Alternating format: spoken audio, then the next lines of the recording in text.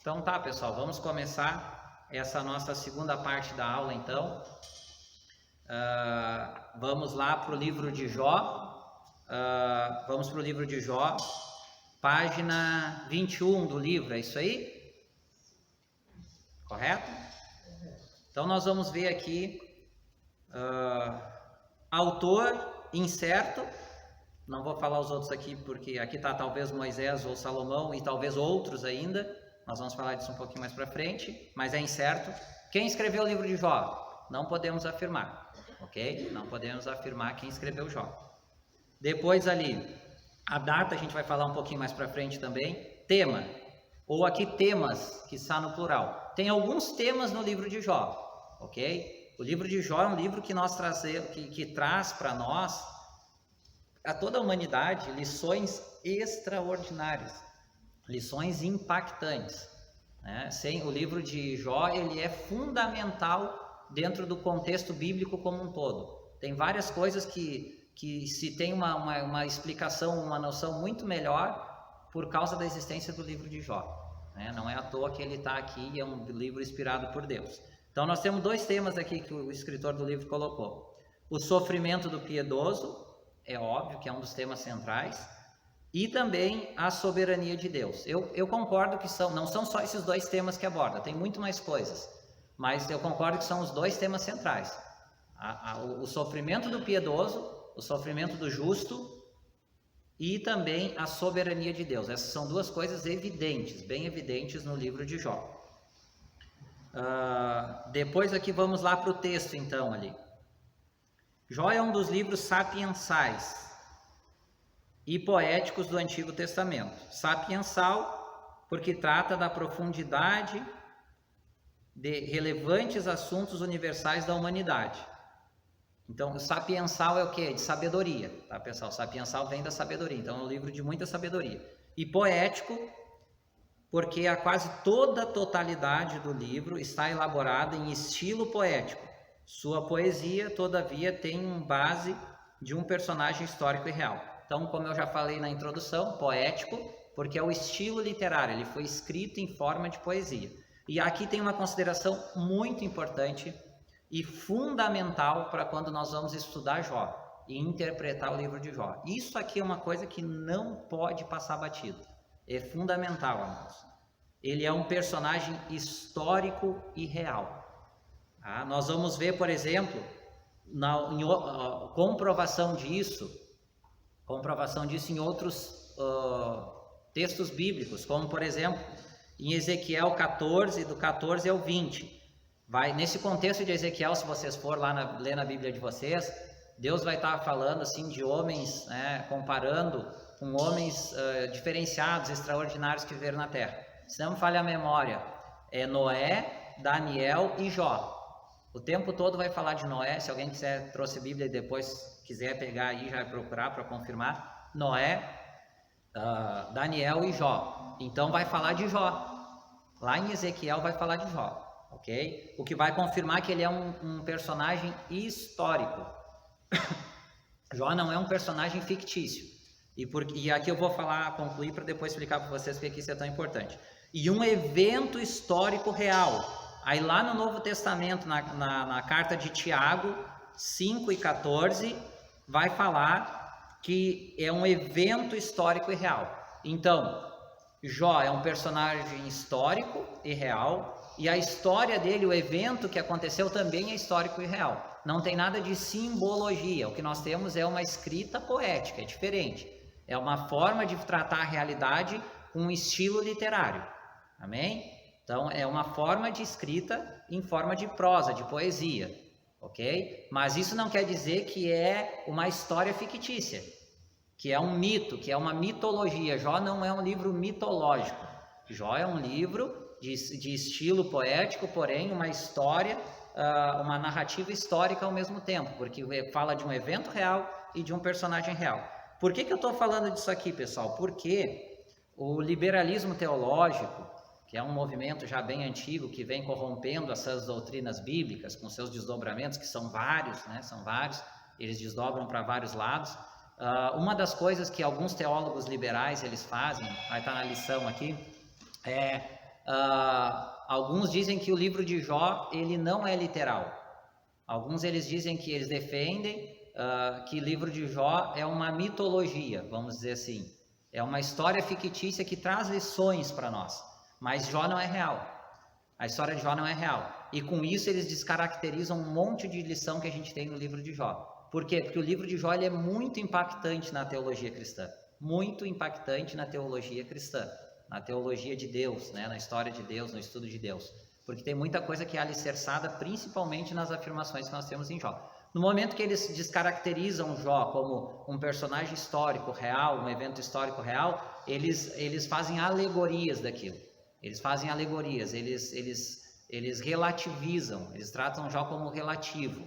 Então, como não é uma história real no ponto de vista deles, e eu discordo plenamente, completamente, aí eles dizem, não, mas isso não pode ser levado ao pé da letra porque Jó é uma história que não é real, é um mito. Então, não. Jó é uma história real, amém? Nós temos na própria Bíblia a confirmação que Jó é real. Vamos seguir aqui então, isso é muito importante. Página 22. Aquele parágrafo lá em cima diz assim: através das experiências de Jó, estaremos enfocando na problemática do sofrimento do justo. Isso aqui é complicado, não é uma coisa fácil. Trata-se de um tema aparentemente difícil em decorrência de suas implicações teológicas e filosóficas. No entanto, haveremos de constatar que o crente fiel, até mesmo no cadinho da provação, reúne forças para regozijar-se em Deus. Então, Jó vai ter essa questão, um dos temas principais, como eu falei no início, o sofrimento do justo, né? Então, é difícil, é uma questão bem difícil, tanto teológica quanto filosófica. Eu concordo com o autor aqui do livro. Porque se nós somos, num primeiro momento, assim, a gente analisar tanto teológica quanto filosoficamente, se é justo, se é justificado por Deus e se é justo, por que sofre? Se é filho de Deus como Jó, por que sofre?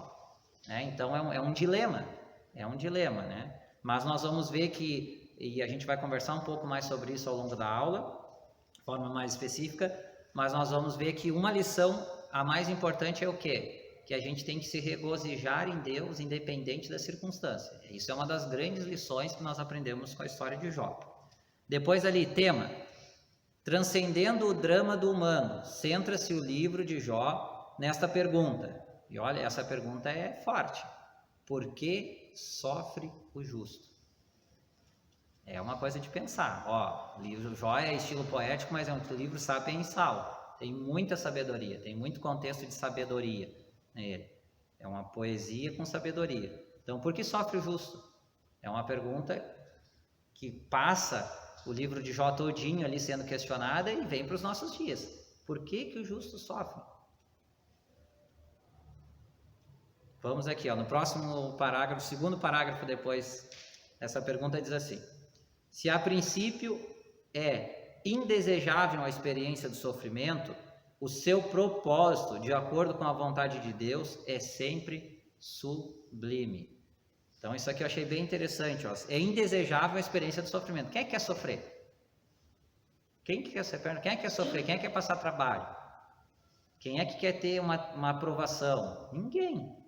Ninguém em sua consciência vai dizer, eu quero. Me prova, Senhor. Me coloca em provação, me coloca em teste. Não, ninguém vai orar e pedir isso em sua consciência. A gente vai pedir o contrário, né? Deus, me livra. Deus, passa de mim esse cálice, enfim, né? Mas o que a gente aprende com Jó é que se Deus permite uma aprovação na nossa vida, a vontade dele sempre é sublime. Detalhe, tem uma linha e a gente tem que trabalhar isso com bastante cautela, é o seguinte, e nós vamos ver lá na Epístola de Tiago, dizendo que Deus não tenta ninguém. Nós não podemos confundir, eu quero deixar bem claro para vocês, que quando eu falo de provação de Deus, não provação é diferente de tentação. Jó, ele não foi tentado, ele foi provado. Jó não foi tentado, Deus não tentou Jó, Deus provou a fé de Jó. Então nós temos que distinguir nas nossas vidas, né, no nosso cotidiano, tem males que chegam para nós que são provações de Deus. Só que toda a provação de Deus, você pode estudar no primeiro capítulo 1 de Tiago, da Epístola de Tiago. Provação de Deus ele nos coloca em uma situação difícil, sim, assim como colocou Jó. Mas Deus não é tentação, por quê? Porque Deus ele não nos coloca em provação esperando que a gente peque, esperando que a gente fraqueje, que a gente não resista, não vença. Não, Deus ele nos prova, assim como provou Jó, com a intenção de nos aprovar. Deus ele nos prova para nos aprovar. Na caminhada, a gente vai... O que aconteceu com Jó? Nós vamos ver que Jó, Deus mesmo vai dizer que ele era homem íntegro, irrepreensível, temente a Deus e que se desviava do mal. Vai falar Deus vai falar dessas 4 qualidades de Jó e vai provar ele mesmo assim. Então Deus vai dizer que ele era um homem íntegro, um homem irrepreensível, um homem que temia a Deus e um homem que se desviava do mal. Mas a aprovação de Jó foi uma aprovação de fé. Na caminhada da aprovação de Jó, ele sofreu muito, ele entrou em depressão, fica nítido, ele sofreu, ele se deprimiu, mas ele manteve a fé. Ele cometeu alguns erros na depressão dele, nesse momento dele, mas ele não negou Deus. Ele manteve a fé, ele venceu a prova. E aí depois Deus aprovou ele, restituiu, deu muitas outras coisas para ele, deu em dobro o que ele tinha, enfim. Mas não era visando o dobro, né? Deus nos prova com a intenção de nos aprovar. Aquilo que vem de dificuldade para nós, que é prova de Deus, é porque tem propósito. Uma coisa tem, propósito. A prova de Deus não vem para a nossa vida sem um propósito. E o fim daquele propósito é o quê? É que lá no fim, assim como aconteceu com Jó, se a gente passar por ele, nós vamos tirar lição, nós vamos tirar aprendizado, vai ter dor, vai ter sofrimento, mas nós vamos sair melhores. Nós vamos sair mais crente em Deus, nós vamos sair aperfeiçoados, nós vamos sair vitoriosos e Deus vai nos abençoar como abençoou Jó. Amém? Agora, a tentação é diferente. Quem nos tenta é Satanás.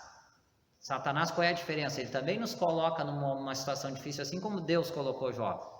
Satanás também nos coloca, cria situações difíceis para nós, com a permissão de Deus, como foi com Jó. Porque Deus é soberano, Deus permite. Só que a intenção de Satanás é o quê? É que a gente caia, que a gente peque, que a gente quebre a cara, que a gente negue a fé, que a gente caia nas ciladas dele. Diferente de Deus, que não quer isso para nós. Então a tentação é aquilo que vem de Satanás para nós e aquilo que quer fazer com que a gente caia, com que a gente quebre a cara, com que a gente que aquilo que ele colocou no nosso caminho seja pedra de tropeço. Já a pedra que Deus coloca é uma pedra para nós subir, servir como degrau. Deus coloca a pedra para nós subir nela e ser elevado. Satanás coloca a pedra para nós tropeçar e cair de cara no chão. Então essa é a diferença. Deus, isso vocês têm que sair daqui e nunca mais esquecer na vida. Deus nos coloca em provação, com a intenção que nós sejamos aprovados. Satanás nos coloca em tentação, com a intenção que nós caímos, que nós sejamos reprovados. Amém? Quando a gente estiver passando por qualquer situação, a gente pode, resumidamente, digamos assim, grosseiramente falando, que quando a gente tiver dúvida do que está acontecendo, se é provação de Deus ou se é tentação, é que tudo que tu entender que tu vai fazer de errado, que tu sabe, tem consciência que é errado, não é de Deus. E se for provação de Deus, ele está te provando para te fazer as coisas certas dele, provando nessa situação, mas para chegar nas coisas certas que ele quer que tu faça. Isso, mais ou menos. É difícil muitas vezes a gente, foi boa a colocação da irmã, mas, meu irmão Marco, qual é o segredo de saber o que é provação e o que é tentação? É muito difícil, porque um detalhe aqui que nós vamos ver, Jó sabia da conversa de Deus e Satanás, no capítulo 1 narra que Satanás foi junto com os anjos lá nas regiões celestiais, e aí começa um diálogo com Deus, né? E aí Deus fala de Jó, e Satanás, mas né, esse camarada também é rico, é abençoado, tem família, tem tudo, como é que ele te adora por causa das coisas que tu deu para ele. E aí Deus permite que Satanás toque em Jó, toque nas coisas de Jó e tal. Jó sabia disso tudo? Nós sabemos que nós lemos, mas quando Jó passa pela aprovação, ele não sabia. É muito simples a narrativa ali, a gente vai ver quantas vezes nos próximos capítulos Jó questiona Deus. Dezenas de vezes. Por que ele está passando aquilo? Ele não sabia que Satanás e Deus tiveram aquele diálogo. Ele não sabia que Deus permitiu que Satanás tocasse nele. Essa narrativa que nós lemos no capítulo 1, lá no original, isso é uma coisa que a gente tem que interpretar, hermenêutica, ó. Professor Marcos sempre falando de hermenêutica, né? Interpretação, hermenêutica bíblica, interpretação da palavra. Jó não sabia. Qual é a lição que nós temos? Quando a gente está passando por algo, às vezes fica difícil, até porque quando a gente está passando por uma dificuldade, o que a gente quer? Que ela se resolva.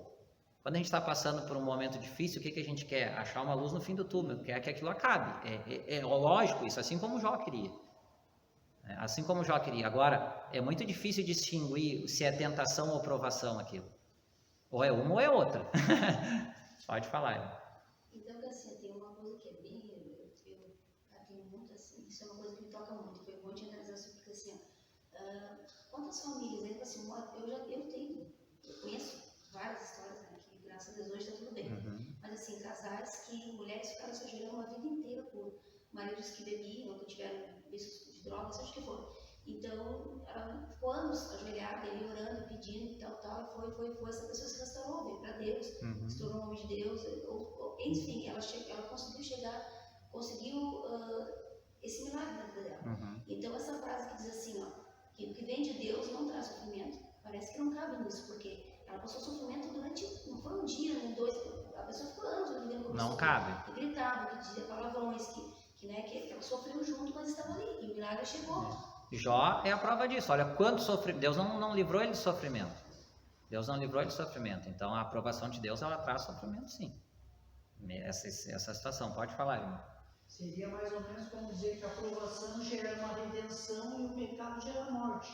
Isso aí. A aprovação dessa mulher que uma irmã referiu, sim. No fim, pelo pecado do marido que gerou certa morte e sofrimento nele, mas trouxe redenção para ela, porque ela venceu. Isso, teve Para ela foi aprovação, mas para ele não. Teve uma caminhada, que às vezes a gente diz preço, né? Costuma hoje em dia dizer assim, pagar o preço, é uma expressão, né? Tem gente que não gosta dessa expressão de pagar preço, eu já vi teólogos, né, totalmente contra, mas eu falo como uma expressão, apenas como uma expressão, né? Teve uma caminhada difícil até conseguir isso aí, mas ela lutou, perseverou e Deus abençoou. Claro que Deus abençoou, mas tem aquela coisa da responsabilidade humana, né? O camarada em algum momento vai ter que se quebrar, né? Deus está atento às orações, mas não é porque que a pessoa vai orar 15, 20 anos por uma pessoa que ela vai se converter, porque vai em algum momento aquela pessoa, Deus ele vai proporcionar todos os meios para que isso aconteça, ele vai ouvir e atender a oração, mas Deus não obriga ninguém, né? Então vai ter algum momento que aquela pessoa vai ter que baixar a guarda, se arrepender dos seus pecados, confessar Cristo como Salvador, porque a salvação é individual. Aquela história de ser salvo tu e a tua casa, quando está lá no Novo Testamento, é porque a gente tem que analisar os contextos. Alguns teólogos também dizem, eu já vi um pregador dizer, tu confessar Cristo, pregar, eu já vi pregar. Tu e a tua casa são salvos. Não, mas espera aí, aquela coisa, lembra de isolar texto fora de contexto? O mesmo escritor que escreveu aquilo, escreveu dezenas de vezes que a salvação é individual pela fé que cada um tem que se converter. Claro que o que ele estava naquele texto ali, a gente entende isso. Se tu te converte, será salvo tu e a tua casa. Porque, por exemplo, e geralmente naquela época que era o sistema patriarcal, o homem era o chefe da casa, se um homem se convertesse, ele ia pregar para a família, para a mulher e para os filhos, e eles iam se converter. Então a porta, é nesse sentido, que será salvo tu e a tua casa, a porta de entrada do evangelho. A pessoa vai conviver e tu vai ficar de uma forma ou de outra pregando a palavra para ela, até que em algum momento, provavelmente, né, a família toda vai se converter. Então a gente tem que ter essa distinção, assim, a salvação individual, mas no momento que o evangelho entra numa família, aquela pessoa é a boca de Deus dentro daquela família. Ou, vamos dizer assim, é para ser, né, gente? Tem gente que difama o evangelho, né? Se converte e é uma pedra de tropeço para outros. É verdade. Mas a expectativa é que seja o contrário, que seja uma porta de Deus. Amém? É complicado dizer que a aprovação de Deus às vezes é uma coisa no casamento assim, porque foi Deus que escolheu os dois juntos. Às vezes, meu ponto de vista, sabe? Às vezes não é propósito de Deus tal coisa. É o camaradinha e chegou lá e a mulher também, ou vice-versa, que quiseram ficar junto, atropelaram as coisas, às vezes não era Deus que queria aquilo ali, e as coisas acabam acontecendo de certa forma, foram atropelando. Daí atribuem tudo por responsabilidade de Deus. Sabe? Tudo é responsabilidade de Deus. É Deus que provou, é Deus que está provando, é Deus. Não, claro que Deus pode agir e pode sim deixar os dois ficar juntos, e pode mudar, e pode restaurar, e pode os dois converter, um ou outro. Pode, mas acredito que nem sempre a na responsabilidade das coisas que estão acontecendo de Deus. Casamento é escolha, começa por aí. Casamento é escolha, das duas partes. A pessoa escolhe ficar junto. Eu não estou dizendo que não tem a mão de Deus nisso, pode ser que sim, mas mesmo tendo a mão de Deus, sendo a vontade de Deus unir aquelas pessoas, né? Ou não, é escolha das pessoas, é as pessoas que escolhem. É, as pessoas que escolhem, né? É, isso que eu digo, ó, ó pessoal, por que Jó dá tanta discussão na aula? Porque os temas de Jó, eles são relevantes para o nosso dia a dia. Estão vendo? A gente mal começou.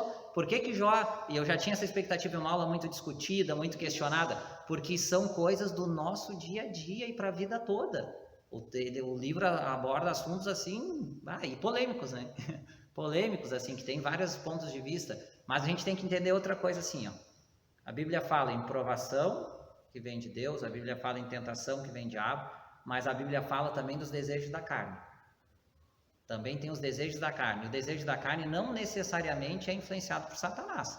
Claro que ele aproveita todas as oportunidades, mas a Bíblia deixa bem clara uma distinção entre a tentação que Satanás lança sobre os dardos inflamados, mas a Bíblia também vai falar que a nossa carne é corrompida. Lembra nas aulas que eu dei para vocês de Gênesis, lá do pecado original? Fui eu que dei aula para vocês, que a humanidade, a natureza humana foi corrompida, a descendência de Adão e Eva, que são todos os seres humanos, nascem com essa chaga, com essa natureza pecaminosa, e mesmo depois da conversão ela não sai da gente, ela fica na gente, ela fica em nós. Então tem também os desejos da carne. Então a gente tem, o assunto tem vários desdobramentos nisso aí, né? Tem vários, além da tentação e da provação, tem os desejos da carne, os desejos naturais da carne. Os desejos da carne, as fraquezas da carne, né? Principalmente, por exemplo, fraquezas da carne. Não estou dizendo que Satanás não haja nisso e tal, mas fraquezas da carne, vícios, sexualidade, né? Sexualidade eu digo no ponto de vista de pornografia, de poligamia, entendeu? A sexualidade dentro do casamento, beleza. Inclusive a Bíblia ensina que a gente tem que ter uma vida sexual saudável, né? Não estou dizendo sexualidade dentro do casamento, ela, pelo contrário, ela ensina que tem que ser saudável, constante e saudável. Mas pornografia, traição, né? Sexo sem compromisso, né? Nesse sentido que eu digo, que muito é do desejo da carne. Isso tudo, muito dessas coisas é o desejo da carne. É a questão de vícios em jogos, drogas, bebidas, né? Que a pessoa é viciada, é o desejo da carne. Não que Satanás não aproveite, mas a carne deseja aquilo. A carne tem sede do pecado, por causa dessa raiz lá, contaminada. Amém? Vamos seguir aqui, que o assunto é bom, é polêmico, mas nós temos que seguir aqui. Mas aqui está tranquilo, tem umas partezinhas aqui que a gente vai pôr. Página 23, lá aonde vai dizer ali embaixo de Elifaz, Bildade e Zofar, vai estar escrito assim, escreve Henry Hampton Halley, tá? Ele vai escrever o seguinte: ao lermos o livro de Jó, do começo ao fim, devemos nos lembrar de que, lembra que eu falei, Jó não soube porque sofria. Jó, ele não sabia porque que ele estava sofrendo. Nós sabemos que nós lemos o livro, tem a introdução ali, no prólogo ali, na introdução vai dizer daquela situação toda ali, mas ele não sabia daquilo. É uma coisa que é revelada pelo escritor, não ali que ele soubesse. Nem qual seria o desfecho. Ele não sabia o porquê que estava acontecendo e ele não sabia como ia acabar. Olha que interessante. Isso é uma coisa muito importante de entender quando vai ler o livro de Jó. Ele não sabia porquê e não sabia como ia acabar. Tanto que Jó vai pedir, quantas vezes ele vai pedir para morrer? Uma coisa que ele vai pedir frequentemente no meio dessa aprovação dele. O que ele vai amaldiçoar? Ele vai amaldiçoar o dia que ele nasceu. Ele não vai amaldiçoar Deus. A mulher dele diz, né? Amaldiçoa esse teu Deus e morre. E ele vai dizer, né? Tu é louca, mulher. Né? Deixa Deus fora disso. De nu eu vim ao mundo e nu eu vou sair desse mundo. Né? E ele vai dizer aquela frase linda e maravilhosa, que Deus me fez, né? Deus tomou, bendito seja o nome do Senhor, nessa continuação. Então, e ele vai dizer, quando eu tinha no muito, eu dava graças a Deus, e por que agora na prova, no pouco, eu não vou dar graças a Deus? Então a gente tem que ter essa consciência aí. Mas ele, por exemplo, ele vai amaldiçoar o dia que ele nasceu. A gente vai estar escrito, maldito seja o dia que eu nasci. Antes eu tivesse morrido no ventre da minha mãe. Porque tamanho, eu estou virado em carne e osso, em pele, nem vai dizer, em pele e osso. meu corpo está saindo pus, né? Feridas, enfim, ele vai falar todas essas expressões. Ele vai várias vezes dizer que quer morrer e também várias vezes ele vai falar que ele preferia nem ter nascido do que estar passando por aquelas situações ali. Eu não sabia que, só porque no começo, uma partezinha que eu vi rapidinho aqui, eu não sabia que ele teve elefantíase, não sabia de nada disso. De quê? Ele teve elefantíase, né? Sim, Não, o problema dele foi bem sério, bem grave. Paz de Cristo. Meu professor, desculpa. Não, capaz, fica à vontade. Vai lá, a gente vai continuar aqui. Fica à vontade aí, eu libero o senhor para passar ali, pode passar ali. Tá liberado. Vamos continuar aqui então, pessoal. Depois vai estar aqui embaixo outra parte bem interessante, na sequência. Os 2 primeiros capítulos de Jó nos explicam por que isso aconteceu e deixam claro que, olha essa parte aqui, ó. A causa de seus sofrimentos não era algum castigo por pecados, mas sim a provação de sua fé. Viram que eu estava falando para vocês antes? Que nem tudo que a gente passa de ruim, ou no caso aqui, ó, não é também um castigo pelos pecados. Não é só, a gente sabe que é bíblico a lei da semeadura e da colheita. Aquilo que a gente planta, a gente colhe. Paulo vai escrever isso aí, vai estar no Novo Testamento. Vai ser repetido isso, aquilo que se planta, se colhe. Mas nós vamos ver também que nem tudo que a gente passa de mal é por culpa de algum pecado. Então isso no livro de Jó, naquele contexto da história de Jó, isso é uma coisa bem polêmica. Por quê? Porque os amigos de Jó, o que os amigos de Jó, eles ficavam pressionando Jó, a gente vai ver nas discussões ali com os amigos.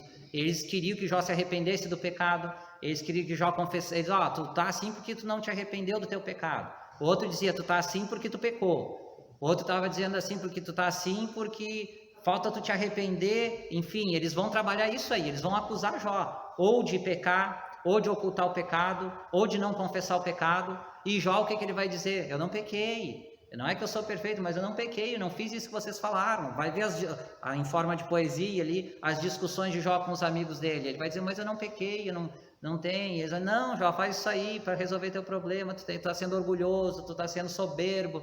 E aí vai essa discussão toda. Então a gente aprende com a história de Jó que Deus queria provar a fé dele, como a gente já falou antes. Era uma aprovação de fé. Amém? Foi falado algumas vezes, né, até em pregações, que muitas vezes pessoas acusam, que ele está passando por aquilo ali, o que ele não fez?